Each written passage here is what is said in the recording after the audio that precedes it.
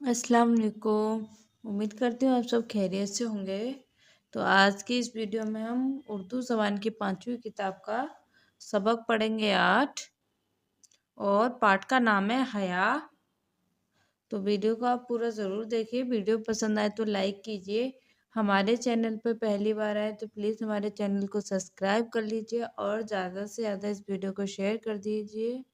और आपने अभी तक हमारी पिछली वीडियो नहीं देखी हो तो उनका लिंक मैं नीचे डिस्क्रिप्शन बॉक्स में दे दूँगी, वहाँ से आप चेक कर सकते हैं। और इसी चैनल पर हम अम्मा पारी की भी वीडियो अपलोड करते हैं। अगर आपने वो भी नहीं देखी हो तो उन सूरतों की वीडियो भी मैं डिस्क्रिप्शन बॉक्स में दे दूँगी, वहाँ से आप अम्मा पारा भी अच्छे से पढ़ सकते हैं। तो आइए हम इस वीडियो को शुरू करते हैं। बिस्मिल्लाहिर्रहमानिर्रहीम।